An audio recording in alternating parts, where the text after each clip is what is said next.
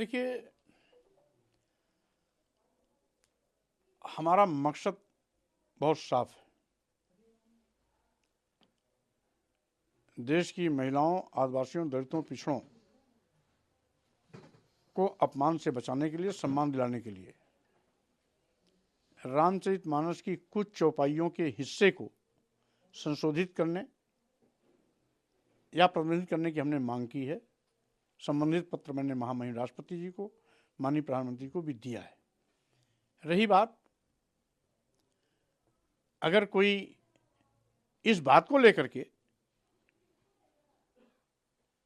कि महिलाओं, आदिवासियों, दलितों, पिछड़ों को सम्मान न दिया जाए, अगर इसको लेके कोई हमारा सिर काटने की बात करता है, जीभ काटने की बात करता है, हाथ काटने की बात करता है, नाक कान काटने की बात करता है, तो ये उसकी सोच ही बलिहारी है।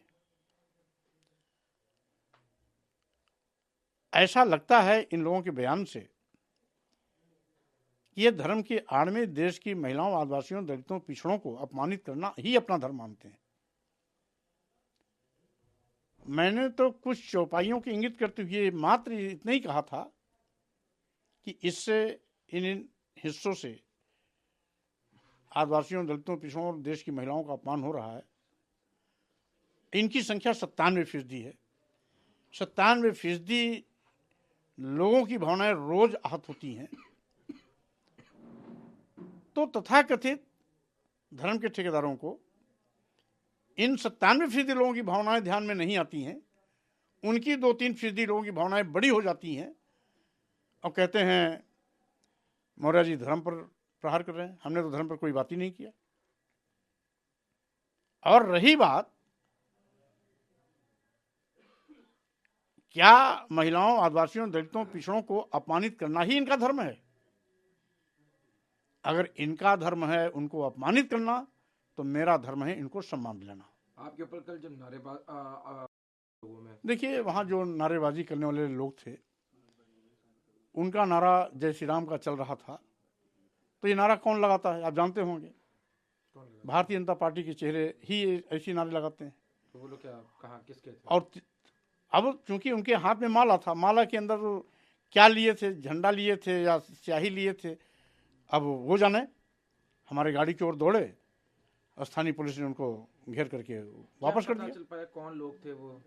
अब चूंकि मैं तो सोनभद्र जा रहा था, रास्ते में थे, कौन थे कौन नहीं थे, अब उनका मैं नाम और गांव थोड़ा पूछने के लिए रुक जाऊंगा। अब इतना छोटा हरकत के लिए मैं अपना अभियान थोड़ा रोक दूंगा। आप समाजवादी पार्टी में देखा गया था कि कुछ लोगों ने इससे पहले भी आपके बयान की आलोचना करी थी। अब उसी क्रम में एक मंच पे कार्यक्रम में राकेश प्रताप सिंह जो कि विधायक हैं, उन्होंने भी आपके बयान पे और उस पर कहा कि मेरी विधायकी रहे या ना रहे, पद रहे या ना रहे, लेकिन मैं इस तरह का किसी भी मतलब धार्मिक ग्रंथ के खिलाफ ये कुछ भी सुन नहीं सकता हूँ। अब वह मेरे बयान को अगर सही ढंग से सुनेंगे तो शायद अपने बयान में संशोधन कर लेंगे। एक सवाल और है, राष्ट्रपति लखनऊ में थी, बीच में कहा गया कि लखनऊ का नाम बदल के लक्ष्मणपुरी होना चाहिए। काफ़ी लखनऊ में लक्ष्मण जी की मूर्ति भी स्थापित करी गई, कई लोगों ने इसकी मांग करी, राष्ट्रपति जी ने भी इस मामले पे कहा है। देखिए, ये लखनऊ माननीय अटल बिहारी वाजपेयी जी की कर्मभूमि रही है। यहाँ से सांसद रहे हैं, यहाँ से सांसद होकर देश के प्रधानमंत्री भी बने हैं। प्रधानमंत्री के रूप में भी उनका भाषण लखनऊ में मैंने सुना है। वो प्रायः जब भी लखनऊ में आते थे कहते थे लखनऊ गंगा जमुनी तहजीब का केंद्र है। आज उनके न रहने के बाद इसके मायने बदल कैसे गए? नाम बदलने वाले लोग माननीय अटल बिहारी वाजपेयी जी के कहीं न कहीं सपनों और अरमानों का गला घोट रहे हैं। और दूसरी ओर लखनऊ की पहचान पूरी दुनिया में लखनऊ से ही है। नाम बदल देने से कोई और चार चांद नहीं लग जाएगा। और फिर अगर नाम बदलने की कोई आवश्यकता ही है तो राजा लखन पासी यहाँ के राजा थे, लखनऊ उनकी राजधानी थी। उन्हीं के नाम पर कभी ये लखनपुर कहा जाता था, फिर बाद में लखनावती हुआ, लखनऊ से लखनावती से लखनऊ हुआ। तो अगर नाम बदलना ही है तो राजा लखन पासी के नाम पर क्यों नहीं।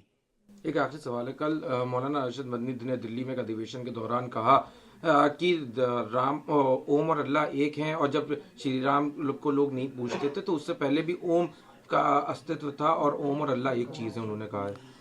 अब देखिए, इसकी व्याख्या हमारे ख्याल में जितना अच्छा मदनी जी कर सकते हैं, मैं नहीं कर सकता, क्योंकि वो कुछ सोच समझ के इतिहास खोज के बोले होंगे, क्या बोले होंगे, कैसे बोले होंगे, इसलिए उसके विषय में कोई स्पष्टीकरण नहीं दे सकता। उनका अपना नज़रिया है।